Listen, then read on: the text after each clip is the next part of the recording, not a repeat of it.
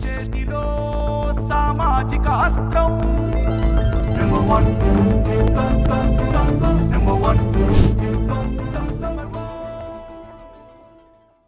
Welcome to number 1 news. This is మధులలిత.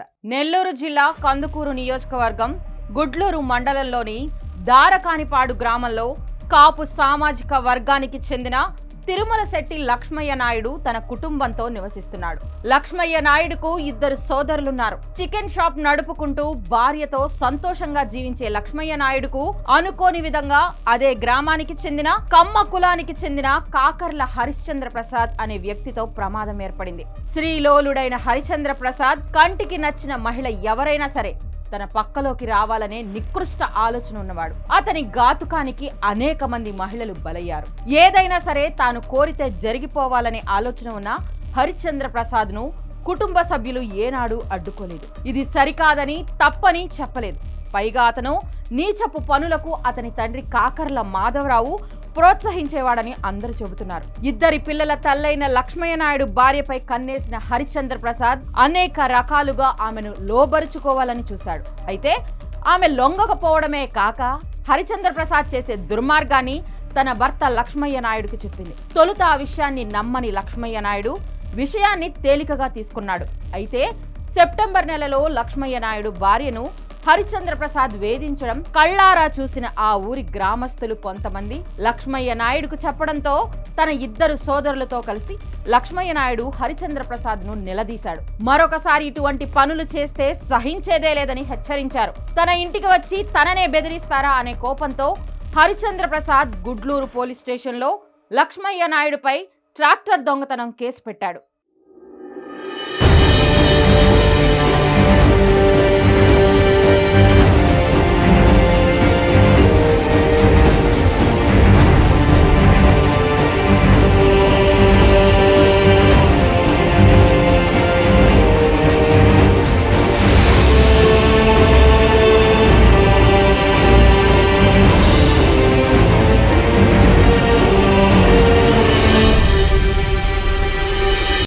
Police స్టేషన్లో జరిగిన పంచాయతీలో హరిచంద్ర ప్రసాద్ లక్ష్మయ్య నాయుడు భార్యను వేధించిన విషయం తెలియడంతో పోలీసులు హరిచంద్ర ప్రసాద్ను మరొకసారి లక్ష్మయ్య నాయుడు భార్య జోలికి పోవద్దని హెచ్చరించి 2 వర్గాలకు సర్ది చెప్పి పంపించారు. పోలీస్ స్టేషన్లో పంచాయతీ జరుగుతున్న సమయంలోనే లక్ష్మయ్య నాయుడు అతని 2 సోదరులను చంపైనా నిన్ను తీసుకెళ్తానని, ఎవడు ఆపుతాడో చూస్తానని హరిచంద్ర ప్రసాద్ లక్ష్మయ్య నాయుడు భార్యకు వార్నింగ్ ఇచ్చాడు.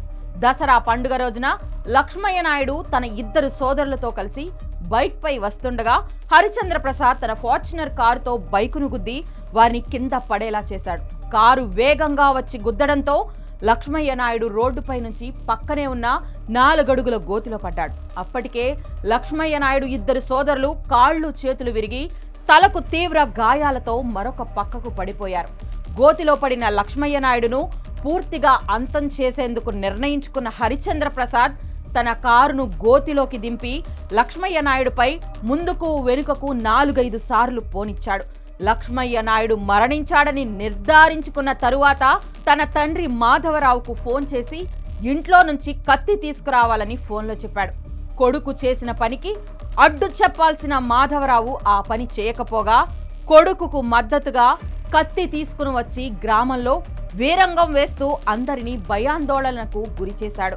జరిగిన సంఘటన గ్రామస్తుల ద్వారా అందుకున్న గుడ్లూరు సిఐ మంగారావు, ఎస్ఐ వెంకట్రావులు హరిచంద్ర ప్రసాద్ వెంకట్రావుల కోసం గాలింపు మొదలుపెట్టారు. అయితే నిందితులకు కులబలం, ఆర్థిక బలం ఉండటంతో తన కులానికి చెందిన కందుకూరు ఎమ్మెల్యే ఇంటూరి నాగేశ్వరరావు అండదండలతో ఎమ్మెల్యే ద్వారా జరిగిన ఘోరాన్ని రోడ్డు ప్రమాదంగా కేసు నమోదు చేయాలని ఒత్తిడి తెచ్చారు. ముఖ్యంగా లక్ష్మీనాయుడు ఇంటిని మనం సందర్శించటం, వారి కుటుంబంతో జరిగిన సంఘటనల గురించి, ఇబ్బందుల గురించి మాట్లాడటం, ఏదైతే సోదరుడు లక్ష్మీనాయుడు గారి శ్రీమతి గాని, వారి సుజాత గారు, అదేవిధంగా తల్లిదండ్రులు, వారి కుటుంబం చెప్పే బాధలు చూస్తుంటే వర్ణాతీతం. రాష్ట్రంలో, ఒక జిల్లాలో, ఒక గ్రామంలో బలిజ కుటుంబ సభ్యులు పడే ఆవేదన అనేది కలిసివేసిన పరిస్థితి కొనసాగుతూ ఉంది. ఒక గ్రామంలో, సాధారణ కుటుంబం ఏ విధంగా ఇబ్బందులు పడుతుంది, అంటే వాళ్ళని వేధించే క్రమంలో ఎటువంటి ఇబ్బందులు ఉన్నా ఆ పరిస్థితులు ఏ విధంగా ముందుకు పోయే పరిస్థితులు, అనేక రకమైన దాడులు ఇబ్బందులతో ఆ కుటుంబాన్ని వేధించిన పరిస్థితి అన్ని కూడా చాలా ఆలోచించాల్సిన అవసరం ఉంది. రాష్ట్ర ముఖ్యమంత్రి గారు కానీ, అదే చంద్రబాబు నాయుడు గారు, అదేవిధంగా లోకేష్ గారు, పెద్దలు పవన్ కళ్యాణ్ గారు, ముఖ్యంగా రాష్ట్ర ప్రభుత్వం, అదేవిధంగా రాష్ట్ర పోలీస్ శాఖ పెద్దలంతా కూడా ఈ గ్రామంలో జరిగిన సంఘటన మీద దృష్టి పెట్టాల్సిన అవసరం ఉంది. లక్ష్మీనాయుడు మృతి వెనక, లక్ష్మీనాయుడుని హత్య చేయటం వెనక ఎన్ని కోణాలు ఉన్నాయనేది వెలికి తీయాలని రాష్ట్ర ప్రభుత్వాన్ని, అదేవిధంగా పోలీస్ శాఖని రాష్ట్ర కాపు చేసి పక్షాన డిమాండ్ చేస్తా ఉన్నాను. లక్ష్మీనాయుడు గారి మీద ఒక 4-వీలర్ తోటి హత్యాయత్నం కింద దాడి చేయటం, హత్య చేయటం, అదేవిధంగా 2-వీలర్ మీద ఉన్న ఇంకొక తన సోదరులిద్దరిని కూడా, ముగ్గురిని కలిసి వాళ్ళ మీద జరిగిన దాడిలో ప్రక్రియలో వారి సోదరులిద్దరూ గుంటూరు సంబంధించిన హాస్పిటల్లో ఉంటే కూడా రాష్ట్ర కాపు చేసి ప్రతినిధి బృందం ఈరోజు చూడటం జరిగింది. అదే రాష్ట్ర కాపు చేసి అధ్యక్షుడిగా నేను, అదేవిధంగా భావనారాయణ గారు, మిగిలిన రాష్ట్ర కాపు చేసి ప్రతినిధులతోటి హాస్పిటల్ని సందర్శించి దాంట్లో వాళ్ళ యొక్క లక్ష్మీనాయుడు గారి యొక్క ఇద్దరు సోదరుల్ని ఆ హత్యా ప్రయత్నంలో భాగంగా లక్ష్మీనాయుడు గారు చనిపోతే వారి యొక్క సోదరులు కోమాలోకి వెళ్లి హాస్పిటల్లో చికిత్స పొందుతున్న పరిస్థితి గుంటూరు ఉదయ్ హాస్పిటల్లో ఆ పరిస్థితి వర్ణాతీతంగా మేము భావించాం. అయితే ఈ పరిస్థితుల్లో హాస్పిటల్ నుంచి నేరుగా కందుకూరు నియోజకవర్గంలోని గుడ్లూరు మండలంలోని లక్ష్మీనాయుడు గారి నివాసానికి వచ్చి వాళ్ళందరితో మాట్లాడి గ్రామ పెద్దలు, అదేవిధంగా బలిజ సంఘ నాయకులు, ఎస్సీ సంఘ నాయకులు వీళ్ళందరితో కూడా మాట్లాడిన పరిస్థితి ఉంది. అందరూ కూడా చాలా ఆవేదన చెందుతున్నారు. ఇంకా రాష్ట్రంలో ఈ పరిస్థితులు ఉన్నాయా? ఒక కుటుంబం మీద ఈ విధమైన దాడి చేసి హత్య చేసే ప్రస్తుత పరిస్థితి ఈ విధంగా కొనసాగుతుందా అనే ఆవేదనతో గ్రామం అంతా కూడా ఉంది. లక్ష్మీనాయుడు గారి కుటుంబానికి పూర్తి స్థాయి అండదండలు ఇస్తుంది, మద్దతుగా తప్పనిసరిగా ఉంటాం. మా కుటుంబ సభ్యుడిని మేము కోల్పోవడం పట్ల రాష్ట్ర కాపు చేసి పక్షాన తీవ్రమైన విచారం వ్యక్తం చేస్తా ఉన్నాను. ప్రధానంగా రాష్ట్ర ప్రభుత్వాన్ని డిమాండ్ చేస్తా ఉన్నా, ఈ హత్య ఏ విధంగా జరిగింది, ఏ కోణంలో జరిగింది అనేది పూర్తి స్థాయిలో విచారణ జరిపించాలని పెద్దలు డీజీపీ గారిని సవివరంగా విన్నవించుకుంటా ఉన్నా. తప్పనిసరిగా పూర్వాపురాల్లోకి వెళ్లాల్సిన పరిస్థితి ఉంది. లక్ష్మీనాయుడు గారి సతీమణి ఈ రోజు కూడా ప్రతినిధి బృందానికి గాని, గ్రామ పెద్దలకు గాని, జిల్లా పెద్దలకు గాని ఆమె ఏడుస్తూ చాలా ఆవేదన వ్యక్తం చేసి ఆ కుటుంబం అంతా కూడా రోధిస్తూ ఎవరైతే దీనికి సంబంధించిన హత్య చేశారో, హత్య చేయటమే కాకుండా వారి వెనక కుట్రదారులుగా ఇంకా పెద్ద మనుషులు ఉన్నారు, వారితో గాని, హత్య చేసిన వారితో గాని తమ కుటుంబానికి ప్రాణహాని ఉంది, మిగిలిన వారిని కూడా మేము వదలమని వాళ్ళు హెచ్చరించిన నేపథ్యం ఉంది. కాబట్టి మాకు ప్రాణహాని ఉంది, ఇంకా దీంట్లో కుట్రదారులు ఉన్నారు, వాళ్ళను కూడా అరెస్ట్ చేయాలనేది లక్ష్మీనాయుడు గారి శ్రీమతి సుజాత గారు కానీ, అదేవిధంగా వాళ్ళ యొక్క తల్లిదండ్రులు కానీ, వాళ్ళ పెద్దలు కానీ, గ్రామ పెద్దలు కానీ డిమాండ్ చేస్తా ఉన్నారు. రాష్ట్ర ప్రభుత్వానికి, అదేవిధంగా ముఖ్యమంత్రి చంద్రబాబు నాయుడు గారికి, లోకేష్ గారికి, హోంమంత్రి గారికి, డీజీపీ గారికి, ఎస్పీ గారికి, అదేవిధంగా కందుకూరు డిఎస్పీ గారికి, ఈ పరిధిలో వచ్చే సీఏ గారిని కూడా రిక్వెస్ట్ చేస్తా ఉన్నాం, విన్నవించుకుంటా ఉన్నాం. ఆ కుటుంబానికి ప్రాణహాని ఉందని పదే మేము ఉన్న కొద్దిసేపట్లోనే కొన్ని పదుల సంఖ్యలో వాళ్ళు మా కుటుంబానికి ప్రాణహాని ఉంది, మిగిలిన వారిని కూడా వాళ్ళు బతకలిచ్చే పరిస్థితి లేదు అనేది వాళ్ళు ముక్త ఖండంతో రోధిస్తూ చెప్తా ఉన్నారు. పోలీస్ శాఖ దీన్ని గమనించి ఆ కుటుంబానికి రక్షణ ఇవ్వాల్సిందిగా రాష్ట్ర ప్రభుత్వాన్ని, పోలీస్ శాఖని కోరుతా ఉన్నారు. పోలీసులు అదే విధంగా చేయడానికి ప్రయత్నిస్తున్న విషయం తెలియడంతో కాపు సామాజిక వర్గానికి చెందిన వారు ఆందోళన చేయడంతో ఈ కేసు కందుకూరుకు చెందిన ఒక పోలీస్ ఉన్నతాధికారి వద్దకు చేరింది.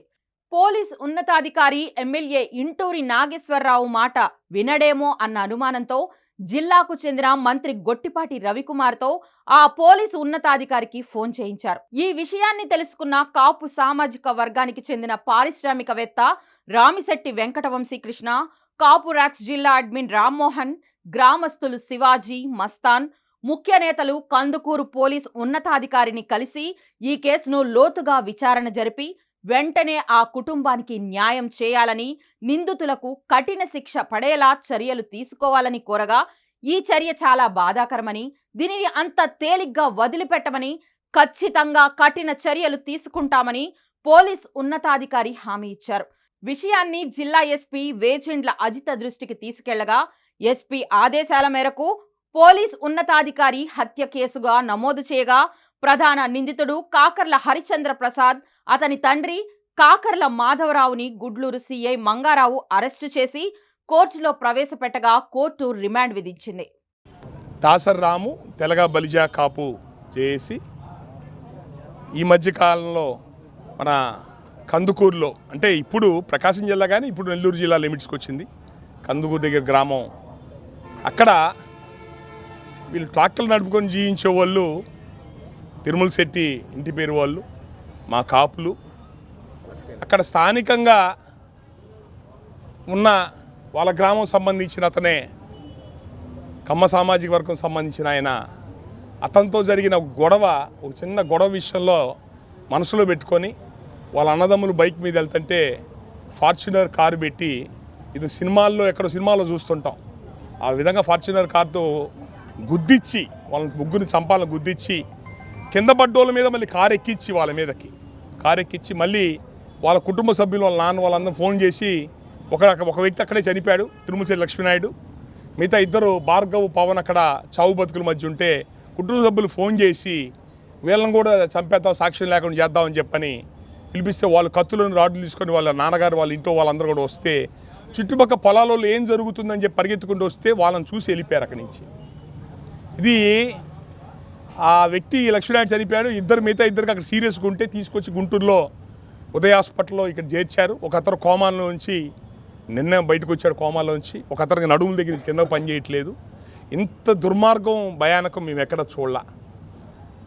ప్రభుత్వాన్ని మిమ్మల్ని ఏర్పాటు చేయడానికి, మిమ్మల్ని నిర్మాణం చేయడానికి మేము కాపులం కావాలా? మీ కమ్మోళ్ళకి, మీ టీడీపీ పార్టీకి 5 సంవత్సరాలు జగన్మోహన్ రెడ్డి దెబ్బకి మీరు ఊళ్ళో వదిలిపెట్టి పారిపోయి పెళ్ళాల పక్కలో ఇక్కడ దాంకొని దుప్పట్లో దాంకొని ఊళ్ళో వదిలిపెట్టి మెడ్రాస్ హైదరాబాద్ పారిపోతే మేము కాపులో 5 ఏళ్ళు జగన్మోహన్ రెడ్డి మేము ఫైట్ చేసి, పవన్ కళ్యాణ్ కోసం మేము ఫైట్ చేసి మీ ప్రభుత్వాన్ని సజావుగా ఎలక్షన్ జరిపి మిమ్మల్ని ప్రభుత్వం మీ ఊరు వదిలిపెట్టి రాష్ట్రం వదిలిపెట్టి పారిపోవాల్సిన కులం మీది, రాష్ట్రం వదిలిపెట్టి పారిపోవాల్సిన పార్టీ మీది. మిమ్మల్ని మేము నిలబెడితే మీరు మమ్మల్ని గెలిచిన ప్రతిసారి మమ్మల్ని కాపుల్ని టార్గెట్ చేసి చంపుతారా? అంటే ఒక కమ్మ సామాజిక వర్గం వాడు 3 మనుషుల్ని ఫార్చునర్తో గుద్ది చంపాలని చెప్పి చూశాడని చెప్పనంటే అతనికి చట్టం మీద ఏం గౌరవం ఉంది? అంటే మీ ప్రభుత్వం ఉందనే ధైర్యమేగా, ఎలాగో తప్పించుకుంటామనే ధైర్యంతోనే ఇంత పని చేసింది. పట్టపగలు పొలాల్లో చుట్టుపక్కల జనం చూస్తున్నాగా చేసిన పని. అంటే అక్కడ పోలీసు అధికారులు మళ్ళీ రాజకీయ ఒత్తిళ్లు కూడా లొంగకుండా పోలీసు వాళ్ళు బాధ్యత తీసుకొని రెడ్ హ్యాండెడ్గా కనపడుతుంటే, బండి కనపడుతుంటే యాక్సిడెంట్ అంటారు ఏంటంటే. గతంలో వీళ్ళ మీద గొడవలు ఉన్నాయి, వీళ్ళకి ఆ కుటుంబానికి వీళ్ళు ఆడోళ్ళని గెలిచాడు, వీడు కాపుల ఆడోళ్ళు గెలిచాడు వాడు. గతంలో ఈ కేసు మా దగ్గరికి వచ్చింది, ఇది కావాలని గుద్దిన కేసు అని పోలీసు వాళ్ళు ఎఫ్ఐఆర్ కట్టి అతను కోర్టుకు పెట్టారు. అంటే మిమ్మల్ని గెలిపించిన ప్రతిసారి మీ చేత మేము మర్డర్లు చేయించుకోవాలా? మా కాపుల్ని మా వాళ్ళు బలిపశులు చేయాలా? అంటే మన జగన్మోహన్ రెడ్డితో గొడవలు పడి బలిపశులు మేమే అవ్వాలా? లోకల్ బాడీ ఎలక్షన్స్ వదిలేసి పారిపోయిన వాళ్ళు మీరు చేయలేక వాటితో మేము నిలబడి మిమ్మల్ని నిలబెట్టి మిమ్మల్ని గెలిపించి ఏదో 20 సీట్లు మీరు పడేసి 20 సీట్లు మిమ్మల్ని గెలిపించాలి మేము అందరం కలిసి. ఇది ఆ పవన్ కళ్యాణ్ చెప్పిన మాట గౌరవించి, మిమ్మల్ని గౌరవించి మీ పార్టీకి మేము ఒక అవకాశం ఇస్తే మీరు మా కులాన్ని మీ కక్ష సాధింపిదే మమ్మల్ని ఇబ్బంది. అలాగూ మాకు ఎక్కడ ఏ పనులు చేయట్లా, ఏ ట్రాన్స్ఫర్ లేవు, ఎక్కడ రాజకీయ ప్రాధాన్యత లేదు. తొక్కి పారేశారు కాపు కులాన్ని, జనసేన క్యాడర్ని తొక్కి పారేశారు అన్ని చోట్ల. అయినా పర్వాలేదు, మేము పట్టించుకోవట్లేదే. ఈరోజు రోడ్డు ఎక్కలేదే మేము ఎప్పుడు కూడా. మనుషులను చంపుతారా? ఎంత ఒళ్ళు కొవ్వు కొవ్వెక్కితే చేస్తారు. జగన్మోహన్ రెడ్డి చూపించపోయారా ఈ మగతనం తీసుకెళ్ళి మీరు? ఆ రోజున 5 ఏళ్ళు జగన్తో పోరాడిపోయారా మీరందరూ కలిసి? కాపులు మీ ఎందుకు వచ్చి నిలబడ్డాం? మీ అధికారంకి వచ్చిన తర్వాత ఇళ్లలో అడగ రేఖలు కూడా మగాళ్ళు అయిపోతారు మీరు అధికారంలో రాగానే. మనుషులు గుద్ది చంపుతారా? ఇది ఇలాంటి పనులు చూస్తున్నాము. రేపు రాబోయే రోజుల్లో మీకు ఎట్లా మూల్యం చెల్లించుకోవాలో మీకు చెల్లించుకుంటారు. మీకు ఇప్పటికీ చాలా అవకాశాలు ఇచ్చాం. మీ కమ్మ సామాజిక వర్గానికి, మీ తెలుగుదేశం పార్టీకి ప్రతిసారి మమ్మల్ని మా జాతితో ఎవరో అడ్డం పెట్టి మిమ్మల్ని వాడుకుంటున్నారు. మీరు ఇట్లాంటి పనులే చేయండి. మీరు మన జగన్మోహన్ రెడ్డి మూల్యం చెల్లించుకున్నాడు కదా, మా జోలికి వచ్చి మీరు కూడా మూల్యం చెల్లించుకుంటారు.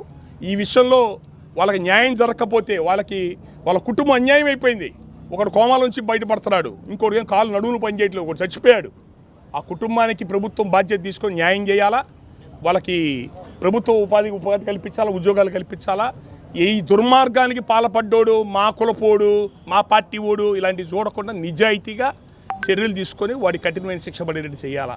లేకపోతే మీరు ఖచ్చితంగా కమ్మ సామాజిక వర్గం టీడీపీ పార్టీ భారీ మూల్యం చెల్లించుకుంటుంది. ఇలాంటి మరిన్ని అప్డేట్స్ కోసం చూస్తూనే ఉండండి నంబర్ 1 న్యూస్. సామాన్యుడి చేతిలో సామాజిక అస్త్రం.